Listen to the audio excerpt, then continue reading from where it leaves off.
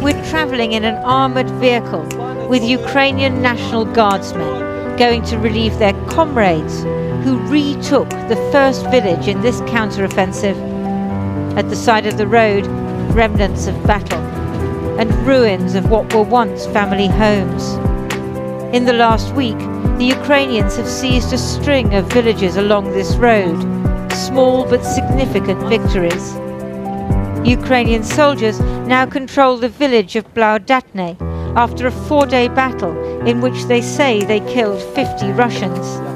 They're ready and waiting, happy to see the men who've come to relieve them. Blaudatne in Ukraine. Blaudatne in Ukraine. Blaudatne not in Russia. No, no. So how are you happy? Yes, yes, of course. Vitaly speaks to me in Spanish. He says only 10 civilians were in the village. Civilianos es filtración. They've been taken for what they call filtration, questioning to check they're not Russian collaborators. Then they'll be allowed back home. 2 soldiers keep guard. They're still fighting in nearby villages.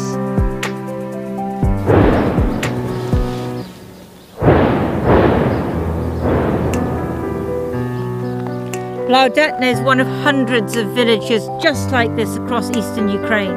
And you can hear that the battle isn't over yet. But Blaudatne goes down in Ukrainian history because it was the first village to be liberated by the Ukrainians in this counter-offensive. People lived such peaceful lives here once, cultivating their roses. It was a quiet rural existence. Mothers and grandmothers made pickles from their own produce, their husbands busy in the workshop. And then the war came. We can only stay a short time. The soldiers are keen to get back to base. So we head off to the town of Velika Novosilka. These men are coming out of the village of Blaudatne after several days of hard fighting. But they know there's not going to be much respite, because this is just the beginning of the counter-offensive, and there are many, many more villages that they need to recapture if they're going to push the Russians right back.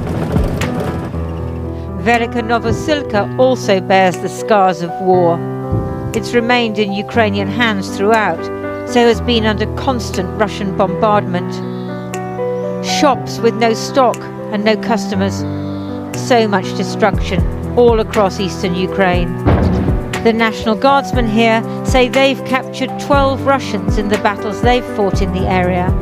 Ми передаємо цих людей спеціальним підрозділам, вони з ними спілкуються, отримують вже повну інформацію.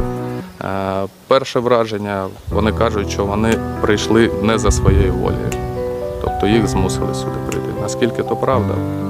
Сумніваюся, є і сили, яких змусили, але і ті, що за якоюсь мотивацією або за грошима перейшли сюди. War doesn't deter everyone. Alexei is cycling to see his friend on the other side of town. It's been a good year for the roses. This is very beautiful.